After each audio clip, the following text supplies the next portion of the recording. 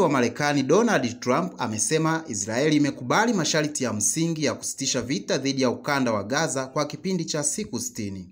Tovuti ya Al Jazeera imeripoti kuwa wakati Trump akitoa kauli hiyo jana Julai mosi mwaka 2025, Israeli imeendelea mashambulizi makali ya kijeshi yaliyosababisha vifo vya Wapalestina zaidi ya 109 eneo la Gaza katika kipindi cha saa 24 zilizopita.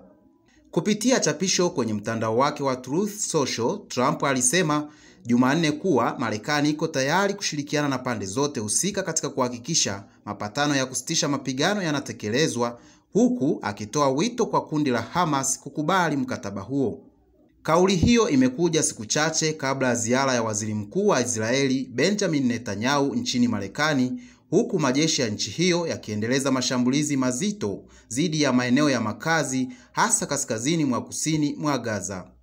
Katika hatua nyingine, ripoti kutoka vyanzo mbalimbali vinavyotoa huduma za matibabu eneo la Gaza zinasema kuwa miongoni mwa waliouawa ni watu 16 waliokuwa wakitafuta msaada wa chakula baada ya wanajeshi wa Israeli kufyatua risasi kwenye kituo cha usambazaji misaada kinachoendeshwa na taasisi ya Gaza Humanitarian Foundation GHF inayoungwa mkono na Marekani na Israeli. Tangu GHF ichukue jukumu la kusambaza misaada mwishoni mwa mwezi Mei, takriban Wapalestina 600 wameuawa katika maeneo hayo kutokana na mashambulizi.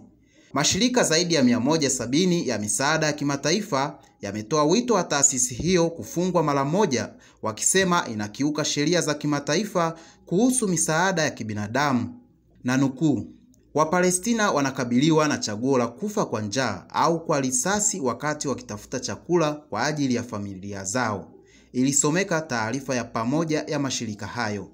GHF inaleta njaa na mauaji kwa watu wa Gaza, ilieleza taarifa hiyo, mwisho wa kunukuu.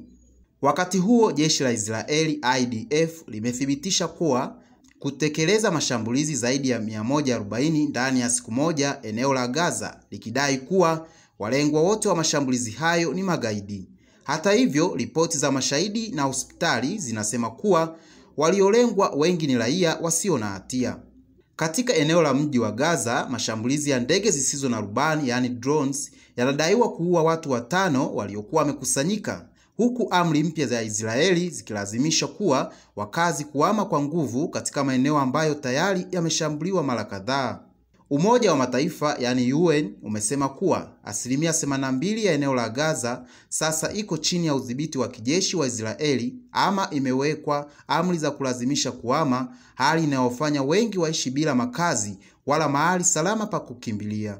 Mkazi mmoja wa mtaa wa Sheikh Radwan Ismaili alisema, hatulali kutokana na milipuko ya mizinga na ndege. Wanaharibu nyumba, jabalia na maeneo mengine. Familia nyingi sasa zinaweka mahema barabarani. Hospitali zimesambaratika.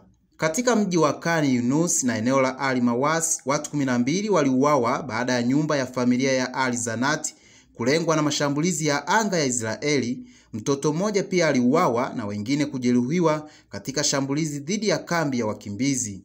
Mashambulizi mengine yalilenga shule ya Umoja wa Mataifa katika kambi ya Al Magadhi ambapo watu 2 waliuawa na kadhaa kujeruhiwa. Hospitali ya Al Shifa mjini Gaza, ambayo hapo awali ilikuwa kituo kikuu cha matibabu, sasa imeelezwa kuwa karibu kusitisha huduma zote kutokana na uhaba wa mafuta ya kuendesha mitambo ya dharura. Mwandishi wa Al Jazeera Hani Mahmoud ameripoti kuwa, namnukuu, hospitali hii sasa sio tena ya kutoa uhai, bali ni chumba cha kusubiria kifo kutokana na majeraha na ukosefu wa huduma za msingi. Mimi ni Damian Masiene.